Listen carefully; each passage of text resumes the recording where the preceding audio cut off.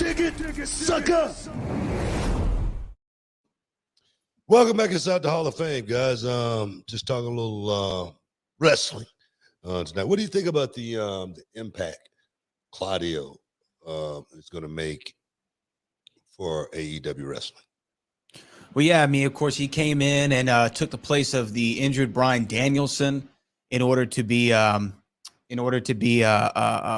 on the card, right? And wrestle Zack Sabre Jr. Had a huge pop. I will say probably the biggest reaction of the night, and it became somewhat of an open secret that he was going to be there, and he's going to be on Blood and Guts on Wednesday. I think that he's a good injection. Obviously, we've always been high on Cesaro in this show, Claudio Castagnoli. We've always been high on him. He is a Swiss Superman, and I don't know why his contract ran out with WWE. I don't know if it was over money, if it was over creative. It's a guy who I wouldn't want to lose from my roster. But you know what? He'd been there for how long? 12 years, maybe? God, man, it's been that long. 10, 12 years, I think. Yeah. At least 10. At least 10 years. Wow. It's a long time. It's a long time. And you know what? My only issue is it felt like every time he was close to being, to the next level, something would happen, right? I can't really even explain it. But I know that he had that match with Seth Rollins at WrestleMania 36 or 7, whichever one it was, 36-7, and really killed it. And then, it kind of fizzled out. Yeah, so he had 11-year run with WWE. Wow. So, I mean, after 11 years, hell, you weren't in WCW that long. It's a long time to wait. Yeah. It's a long time. I always say if I had to wait, like I see a lot of guys on the independent scene, I go, man, I don't know if I would have been able to, wait, that long for my chance, I just don't think I could have waited. I was like, man, let me go be a stripper or something. You know what I mean? Because I need to make some money. I'm serious, man. I would have. I don't think I would have been. And then to see Claudio's situation, he was always my guy. Okay, Cesaro's always my guy. Always felt like him and I had a whole lot in common. Being around, for a long time.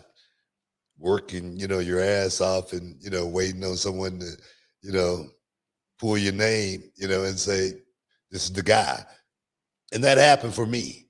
And like you say, it was many times we thought that was that moment for Claudio in the WWE. And it really never happened.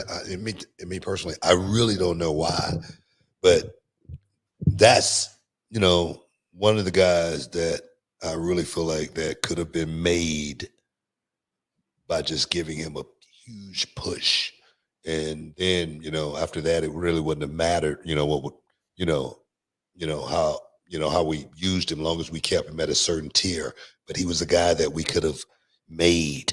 And once you make a guy like that who can hold it, he's made forever.